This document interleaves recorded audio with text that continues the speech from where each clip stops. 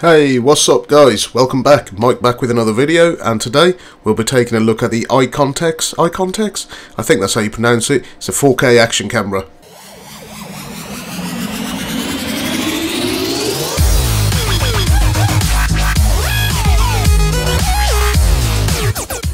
So, let's take a closer look at the retail packaging. The retail packaging is white with a little black band across it. You can see it's got the iContex IT logo on it. It's very clean. It's got some, that looks nice. It's got some raised silver lettering or black lettering. Looks really good. So, let's see what you get inside the box. So, let's see what we find. So, if you take off the outer sleeving, you're left with this white cardboard box. Now, inside the cardboard box, what you find is this.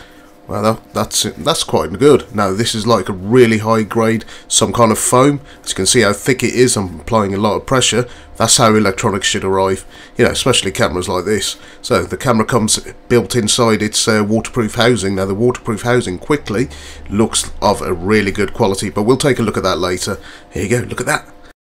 What looks like in box number one is all the different mounts. You got a ton of mounts, so as you can see, you got like they've all got 3M adhesive on the bottom, and these are all mounting plates for the action camera and the housing.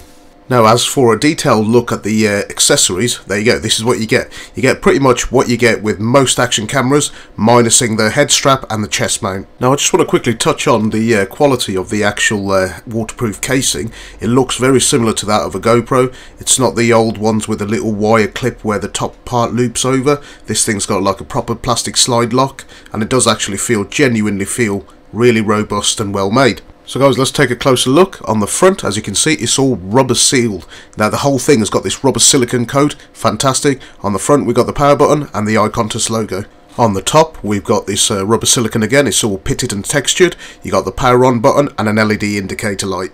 So guys, if we take a look at the left side, you can see that there is two arrows, up and down. That's all they do, menu options. Now, the top arrow has also got the Wi-Fi button, and if you look closely, there is a section with all the holes. Now, that is your speaker. Now, looking at the right side, as you can see, you on the top, the three holes, that's your microphone. You've got a micro USB slot, you've got an SD card slot, and you've got a mini HDMI outlet straight to a TV or whatever other device you want to connect it to.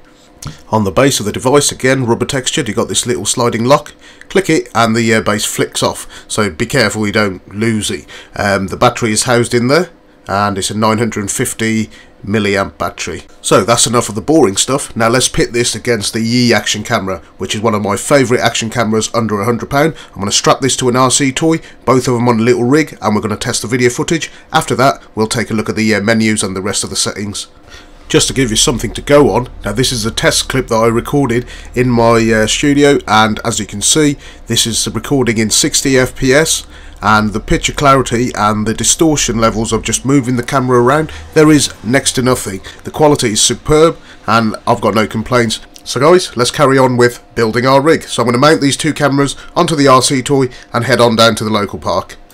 So welcome to another one of Mike's ghetto setups. So what I'm going to do is use this rock crawler. I'm going to get some 3M adhesive and somehow fashion these two action cameras quite stable, as stable as I can make it, just using the 3M adhesive. I'm going to strap them to the side, strap them to the front, strap them to each other, and hopefully it'll be a nice solid fit. And we're going to test this without any of the anti-shake, you know, set up on the camera, just to give it the worst possible scenario and see how it handles this. So let's get on with it.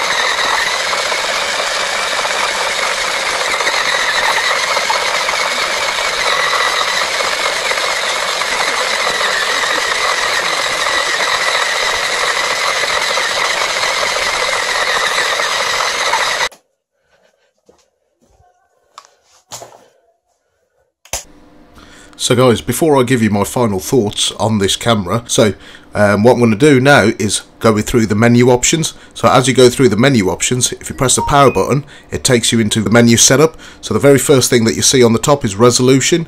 You can actually do looped playback on this. It's got a built-in gyroscope, which, by the way, I wanted to show you the worst possible scenario and how this camera handles it. You control the menu by using the two side buttons, so you can go through the options. As you can see, you've got the different picture qualities. You've got the ultra high HD, so that'll be your 4K. The camera, as you can see, it's got a built-in time-lapse mode, which is great. I do like that a lot. Below that, as you can see, it's got motion detection, another great feature. Skip down a little bit, you've got the record audio option. Now you can always use a video editing software to remove the audio, but it does give you the option right there on the camera. Date stamp, you can have that on and off. And then you got your angles, so you can go all the way from 70 degrees all the way up to a super wide 170 degrees. Ability to change the ISO level, color and white balance are all included, as you can see. You also have, now I just want to show you, now what in that test clip I had the anti-shake off, so you can always put it on and the video would be a lot better. I just wanted to show you guys the worst possible scenario, so you know what you're getting into. So I mean, like, I'm relatively impressed by the options available, and the camera, as you can see, operates without flaws. There's no like glitches of me pressing a button, there's no lag, and it does operate really well. Now, quite simply, is it better than my Yi action camera? In my opinion, no. This camera does a lot of things right. The built-in gyroscope and the built-in anti-shake mode is great. The fact that it's got an LCD screen over the much more expensive Yi Cam is fantastic. It's a lot more durable than the plastic housing on my Yi camera. Now, it does record in 4K, yes it does, but very, very poorly. The video that I recorded it at 24 FPS was rubbish. It was stuttery and the colour was rubbish. Now where this camera does give you a lot more flexibility is the fact that you can actually change the white balance, you can change the colour levels. It's great, and you can actually go from 70 degrees all the way up to a 170 degree angle. Guys, that's it from me, and I'll see you on the next video.